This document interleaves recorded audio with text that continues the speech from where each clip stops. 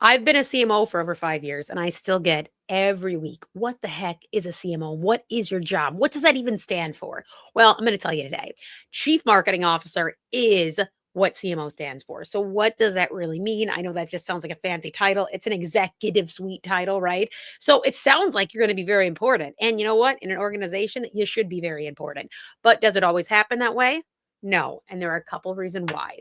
So I'm going to go into those today and I'm going to go into what a CMO should be doing for your business. And if they aren't doing it, get rid of them because there's no reason to be paying a salary of, 150 plus a year for no reason, for no actual strategy and no actual concepts that show that your marketing is working and creating real sales and revenue for your business. So, what is the purpose of a CMO?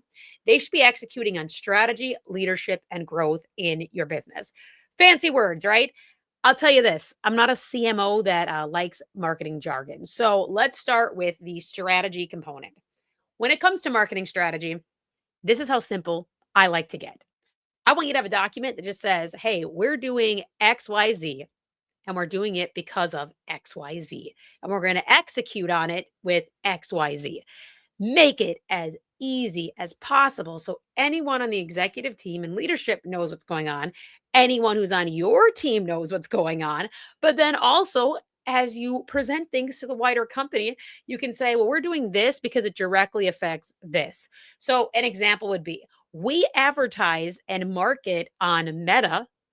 Instagram's an organic channel. We do Meta ads because the ROI of those ads has proven that we now are getting 10x ROAS on the ads that we run. And our organic channels are growing at a rate of 0.25% every week.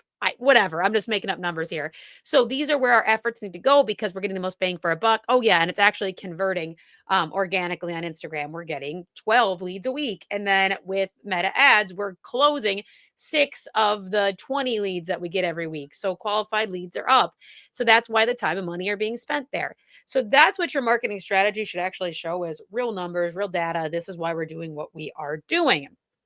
So that goes into the leadership portion of this.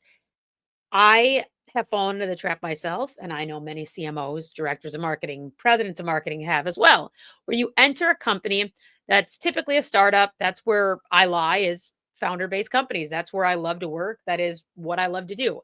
Well, you go into a company and you do a lot of execution work right off the bat, which there's nothing wrong with that. I like to get my hands dirty, see what's actually going on in a business and do that execution for a little bit so I can get caught up to speed with where this business is at.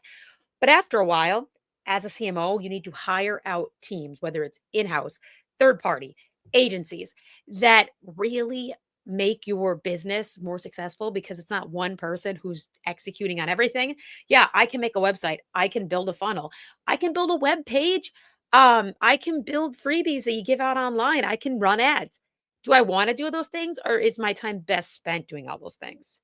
Typically, no, because there's going to be someone who does it better than me, faster than me, and they're dedicated to it, whether it's their business, their in house job, or just a third party person that you hire and they do it a couple hours a week.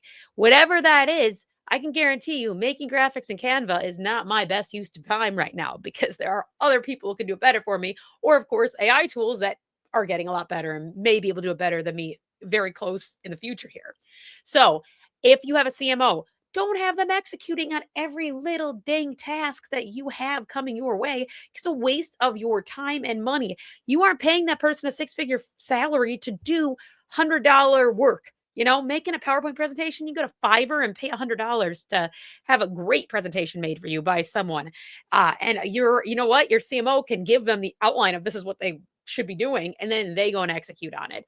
So that's why I'm a huge believer in having real marketing leadership that is a leader and can manage your teams, lead your teams, and not just do all the execution pieces. They know what they should be executing on and what should be farmed out to someone else. The growth element. This is where so many CMOs miss, and it's not 100% their fault because they've probably never had a leader that actually cares about growth. For me, when it comes to growth in a business, what is the measuring stick? Ding, ding, ding, ding, ding. If you said revenue, you're right. If you didn't say revenue, what else are you measuring? Are you measuring vanity metrics like, oh, my video hit 1 million views? did anyone buy anything from that video? Maybe get a few people to buy your $27 course. Are they ever going to convert into an actual lead and pay for your $10,000 program? Probably not. I mean, it's a journey and it's going to get them on that list. But if it's just a viral video, it's just a viral video and it's cool and it's fun and it makes you feel good. But truthfully, those view counts, those like counts, those follower counts don't mean jack if they aren't actually converting to sales and money and growth of a business. Because you can't grow a business without revenue coming in. Sad fact of life. You got to have money coming in the door if you want to grow really anything, because money is a very important part of our world, and of course, a very important part of business. So that is where I see a lot of misses with the CMO world. And I also think one of the biggest misses and why these things happen where you have your CMO executing and executing is you hire them too early on. So if you have a $1 million business, that's probably when you really need to start thinking about having a marketing leader anywhere really from 500,000 to a million, is where you should start having those marketing things in place so that your operations can grow. Your back office on your marketing grows. It frees up your time as a founder, as a business owner, that you have someone telling you just what to do in marketing, whether you want to be the face of the business or maybe you just want them to go do everything.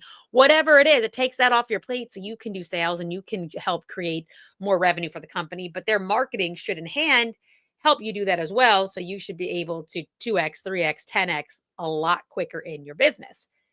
I am not a big fan of hiring on a CMO at that level if you're only a $1 million business, because they're going to be the executor on more things than they need to be. Here is the option that I would say: do fractional CMO services. So that is where I sit now. I like being a fractional CMO because I get to be in multiple businesses and I get to see what's going on with multiple businesses in their day to day. I sit on their actual accountability chart as the CMO that runs, whether they have third parties that I'm managing or if I have an actual in-house team that I'm managing, and I get to do the strategy work, do the growth work, and then all the execution work that is things like the graphic design, the funnel pages, things that I shouldn't be doing. I give it out to other team members, other third parties, other agencies that do it better than me. And honestly, it leads to that 10x growth so much faster. So there's nothing wrong with having a CMO in your company, but you need to be to the point that it actually makes sense that this CMO is busy enough with the strategy and the execution work that you need them full time. With CMO services, I can work in your business as little as 5 hours a week to 25 hours a week, depending on what your business actually needs. But until you're making a couple $1,000,000, that CMO seat really is not necessary. Fractional CMOs will do a heck of a lot better job because you know that you aren't paying them that six-figure salary. You can build a marketing team, and basically that six-figure salary you're going to give them, you give it to multiple people or multiple agencies, multiple third parties that then that person manages for a third of the price or less. Depending on how many hours you have them for. So it makes so much more sense to the fractional CMO route if you are not quite to that level yet. If you're interested in learning more about fractional CMO work, definitely reach out to me. Getprovato.com is my website. It's Danielle at getprovato.com. If you want to email me, all of my links and everything to my Instagram, the website, all will be in the description down below. And yeah, guys, I hope you enjoyed this video. If you have any questions about CMO work, just put them in the comments down below or email me directly or DM me on Instagram. I'm always available for you. I'll see you in the next one. Bye, guys.